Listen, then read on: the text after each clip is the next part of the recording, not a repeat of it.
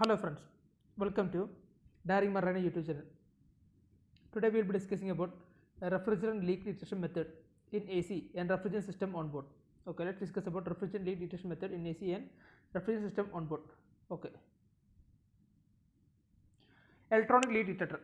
Today, electronic refrigerant leakage detection system is very common in maritime field owing to the ease of usage, because nowadays electronic leak detector is used in the for detection device is very common in maritime field, because it is very crucial that one should take care of this certain accept regarding its usage before using it.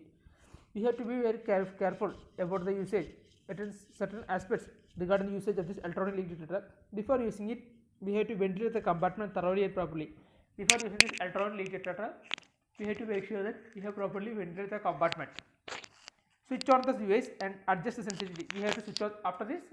We have to switch on the device and we have to adjust the sensitivity and move the probe slowly through suspected area. It will give visual and audible alarm if it detects the leakage. Then move the probe slowly through the suspected area and it will give visual and audible alarm if it detects the leakage. This electronic leak detector, because it is a electronic refrigerant leakage detection, it is very common in the maritime field. It's open to use and easy of usage, and we have to know it is very crucial that one should take care of the certain accept regarding its usage. Before using it, we have to make sure that the compartment is properly ventilated and properly, and ensure, and we after this we can switch on the device and we can adjust sensitivity and move the probe slowly through the suspected area for to give us visual and audible alarm.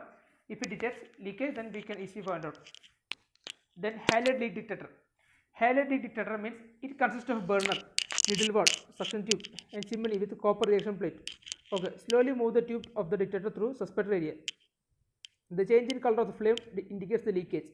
Small leakage gives greenish tinge and large leakage will gives vivid blue flame.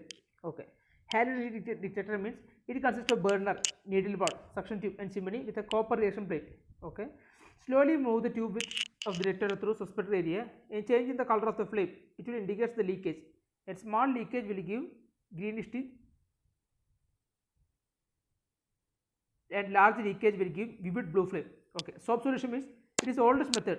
Here detecting leakage by means of soap solution. You can detect the leakage by applying the foam on the suspected area. Okay, then bubble will come, then we can understand that there is leakage. Halide leak detector means it consists of burner, needle valve, suction tube and chimney with copper reaction plate. Slowly move the tube of the detector through suspected area. The change in color of the flame indicates the leakage. Small leakage means greenish tinge, large leakage means vivid blue flame. Soap solution means it is the oldest method. Here we will be applying soap solution in the suspected area. Then if the leakage is there, bubbles will come. The other two methods are pressure test and vacuum test. So these two tests cannot be done on board. These tests are conducted on shipyard to find the leakage on piping before filling the refrigerant gas. Sometimes it may be conducted on board after doing major repairs working like cooling lines. Before doing this, make sure the system is shut and all refrigerant is collected. Okay. The other two methods are that pressure test and vacuum test. Usually this test is not done on board. Usually these pressure test and vacuum tests are conducted on shipyard to find the leakage on the piping before filling the refrigerant gas, and sometimes it is to be conducted on board after doing major repair works in the cooling line.